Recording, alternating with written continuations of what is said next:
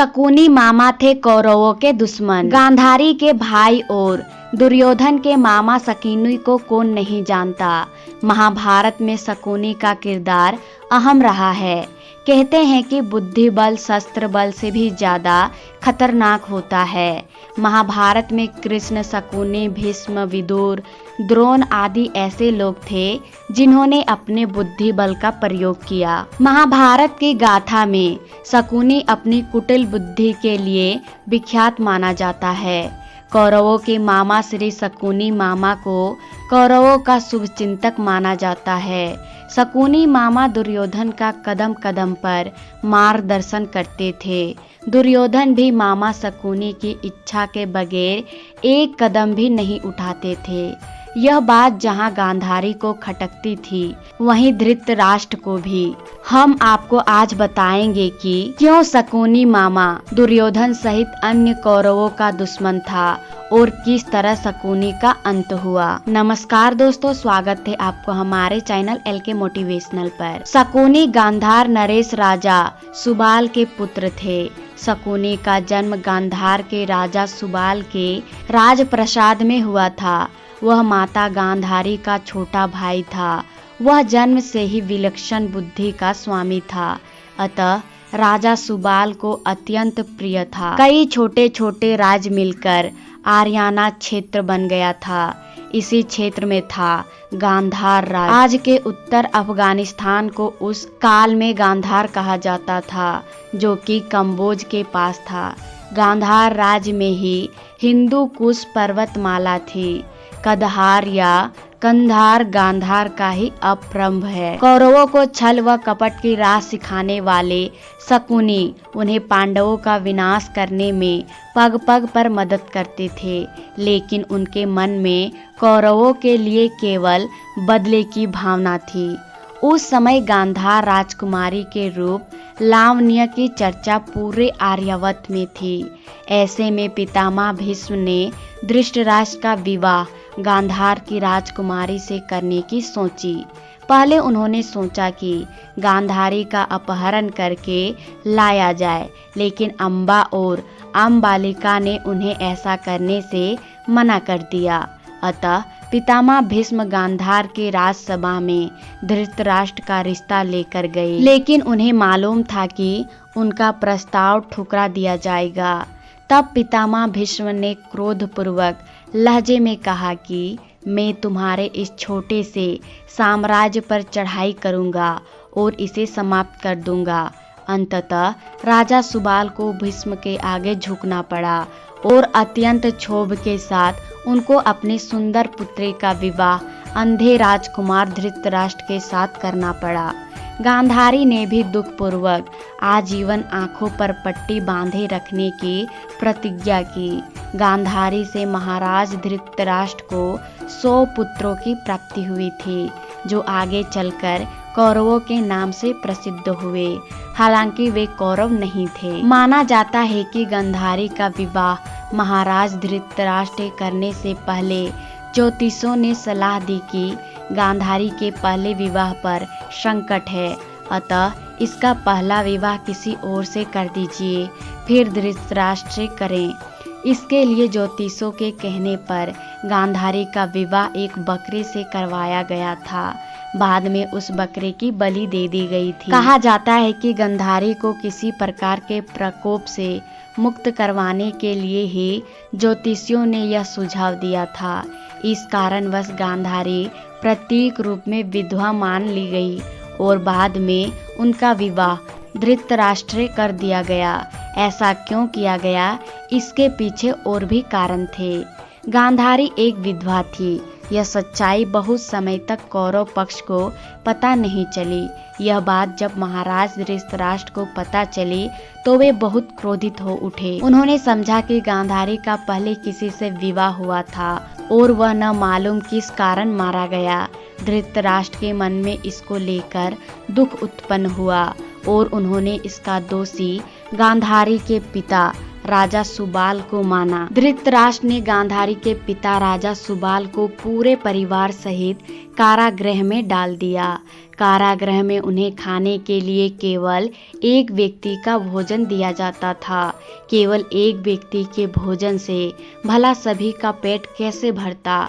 यह पूरे परिवार को भूखे मार देने की साजिश थी। राजा सुबाल ने यह निर्णय लिया कि वह यह भोजन केवल उनके सबसे छोटे पुत्र को ही देंगे, ताकि उनके परिवार में से कोई तो जीवित बच सके। एक एक करके सुबाल के सभी पुत्र मरने लगे। सब लोग अपने हिस्से का चावल शकुनी को देते थे, ताकि वह जीवित रहकर कौरवों का नाश कर सके। सुबाल ने अपने सबसे छोटे बेटे शकुनी को प्रतिशोध के लिए तैयार किया। मृत्यु से पहले सुबाल ने धृतराष्ट्र से शकुनी को छोड़ने की विनती की, जो धृतराष्ट्र ने मान ली थी। राजा सुबाल के सबसे छोटे पुत्र कोई और नहीं बल्कि शकुनी ही थे।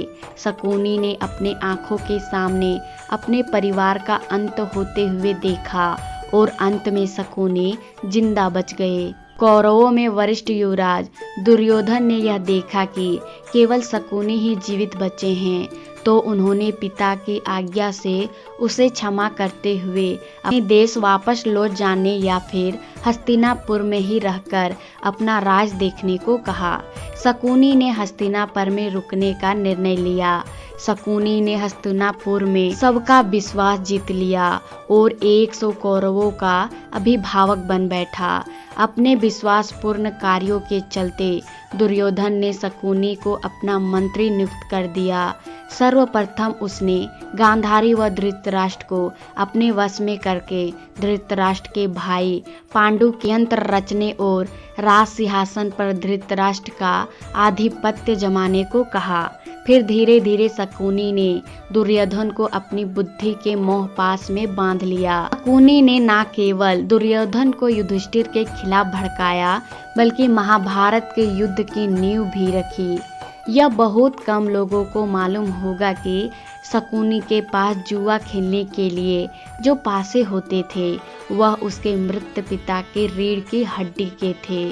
अपने पिता की मृत्यु के पश्चात शकुनी ने उनकी कुछ हड्डियां अपने पास रख ली थी।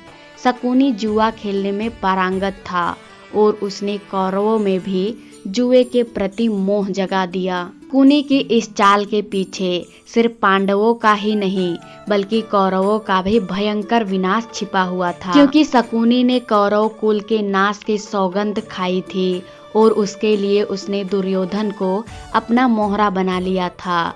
शकुनी हर समय बस मौके की तलाश में रहता था, जिसके चलते कौरव और पांडवों में भयंकर युद्ध छिड़े और कौरव मारे गए। युधिष्ठिर हस्तिनापुर का युवराज घोषित हुआ। उन्हीं ने ही लाक्षागृह का षड्यंत्र रचा और सभी पांडवों को वारणावत में जिंदा जलाकर मार डालने का प्रयत्न किया।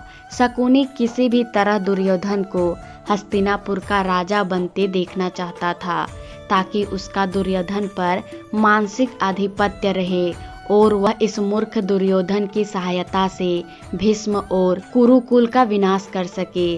अतः उसने ही पांडवों के प्रति दुर्योधन के मन में बैरभाव जगाया और उसे सत्ता की लोभ दी। शकुनी के कारण ही महाराज धृतराष्ट्र की ओर से पांडवों व कौरवों में होने वाले विभाजन के बाद पांडवों को एक बंजर पड़ा क्षेत्र सौंपा गया था, लेकिन पांडवों ने अपनी मेहनत से उसे इंद्रप्रस्थ में बदल दिया।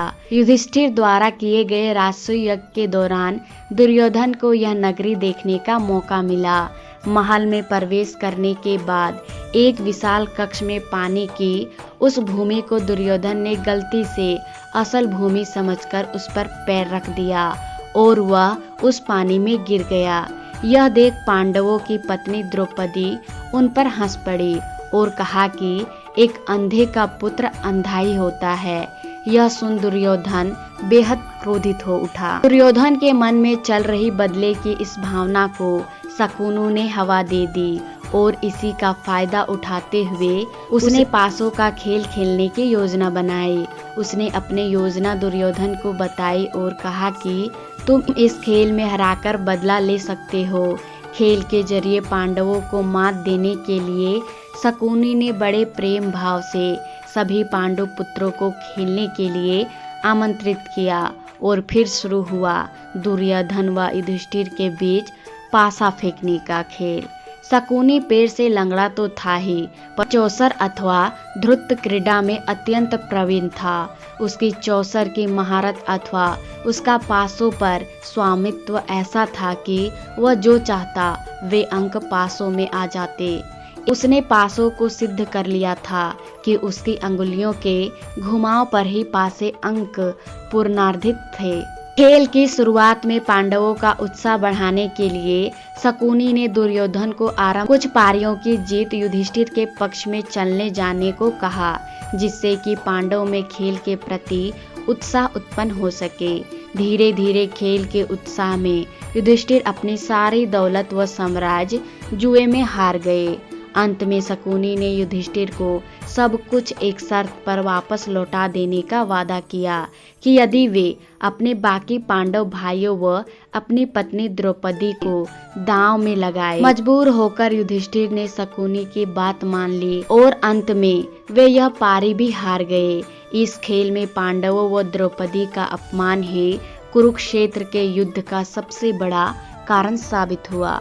कुरुक्षेत्र के युद्ध में शकुनी ने दुर्योधन का साथ दिया था। शकुनी जितनी नफरत कौरवों से करता था उतनी ही पांडवों से, क्योंकि उसे दोनों की ओर से दुख मिला था। पांडवों को शकुनी ने अनेक कष्ट दिए। भीम ने इसे अनेक अवसरों पर परेशान किया।